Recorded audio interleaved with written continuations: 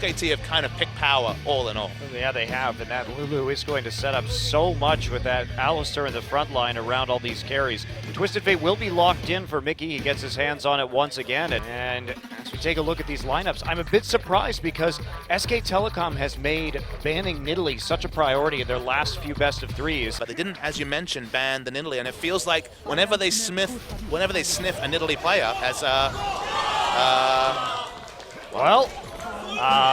just a solo kill right there. Didn't even have a chance to really talk about that. Mickey with the flash ignite all in onto Faker. And remember, Africa were trying to defend their second turret. Okay, really nice W there, so we might see a re-engage. And there we go. Actually going to force a TP out of Faker right here. It's going to come through in the end. They're going to 5-man this top lane turret. Wolf took a little bit of damage thanks to the block from the Poppy W. And here we go. They're getting deep underneath the turret. Snowflower actually has to flash and hop over. So, speaking of defenses, this is we're gonna keep going. ikssu trying to heroic charge his way out. There's the TF ultimate already picked up. And is there going to be any kind of counterplay? Mickey's going to come in, get exhausted immediately. ikssu now on the run. Snowflower trying to get back with his unbreakable. He has no flash though. And that actually auto attack from Graves is not going to land. Now the gold card turning around. Lira is going to pick up the kill. ikssu now re-engaging. Duke flashes over the wall. Wolf getting out with a flash too as he sees Mickey pick that card. Fire versus AFREECA game 2. We're seeing a lot of similarities here and how SKT plays around. And AD carry being super ahead remains to be interesting to see. Duke is he is dead. And we're one more it. auto attack, and there's the flash pounce instead. Mickey's level 6. Speaking of level 6s, double level 6 here. Wolf is 3. There's a TP coming through the bottom side. Nice knockup, actually. AFREECA may have gone too far. Duke coming in, and there's going to be a kill for Corki. Shuts down the Nidalee, and a double now for Bang. Lots of mistakes tonight on some of these dives. The globals are simply not being respected here. It's a nice way to start the game, but sure. The advantage has dwindled and headed back over towards SKT, but here we go. ikssu going to come in for the TP, and there is the other part of the gank with Mickey. Bang just trying to loop around the side, get under his turret. He's going to get hit by a red card, dodge one, but he is going to be dead. Poppy ultimate knocks him up, and there we go, actually gets away, and the fadeaway spear. Couldn't dodge that one. Looks like he was paying attention to whether ikssu was going to die in the GP ult and not looking at his model, because that was a very dodgeable spear. Bit more burst damage, get a pick with the mid lane Lulu. Well, also, when you're trying to match the TF, that's fair. Having a true global with that teleport, you'll be able to push those turrets much faster.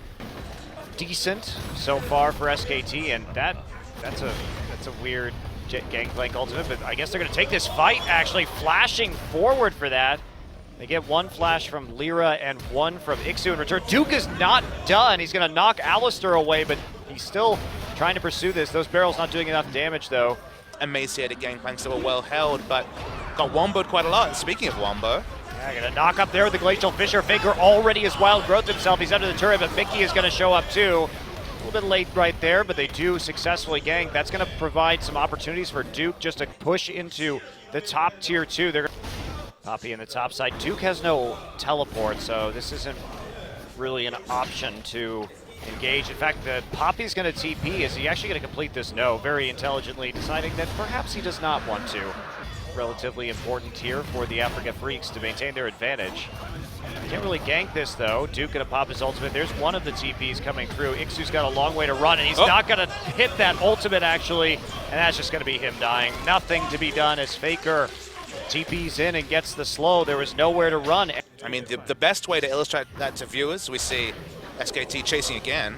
Wow, there's a flash from Mickey. Mickey has no mana though, and goodbye Bang will deliver the killing blow. Is not a good time for Africa. And Duke has acquired a rather significant gold lead as well. Duke now going to get targeted underneath his turret. He's going to get heroic charged and die to an Iceborne Gauntlet proc from Poppy. Snowflower though, taking some damage, does have to use his ult onto Bang and his exhaust. SKT now on the run here. They don't want to get popped in, but ikssu is already there with the flank, and Bengi turns around to try and deal with Mickey. Faker trying to fire from the backside. Mickey is still trying to run away. Bang has to flash out of this one. Faker making the retreat, but that is 2 deaths for SKT. Wolf maybe another casualty. He's trying to find a place where he can port out, and AFREECA turns on to the objective. HP though, here comes Duke into his own jungle. Mickey's out of mana. Doesn't have mana and has drawn a gold card, so that's not going to help him.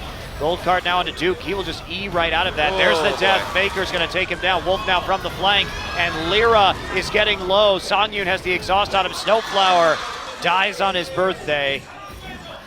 Happy birthday, Snowflower. Shooting gallery for SKT Money is not done. The cannon barrage comes through. Ikssu tries to get out, and he will sprint to safety, or so it seems. Faker now bottling them up underneath the turret. Here comes the flank. One kill for Faker. Shut down Gold. Sangyoon gets knocked up, and just a disastrous Baron for AFREECA.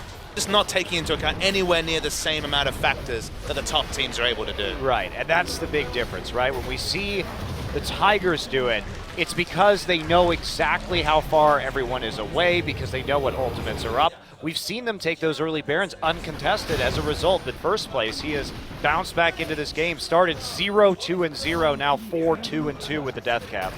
He's not doing much as the Lichbane is just crushing these turrets, and there's the bottom inhibitor surely going to go down unless AFREECA engages, but that would be a bit of a risk right now. All the ultimates available for SK Telecom, and he's going to let the Cannon Minion finish this one off. And Bengi's been maybe not a net positive, but certainly not been a detractor, and they look so much more comfortable this time out on the Rift. Yeah.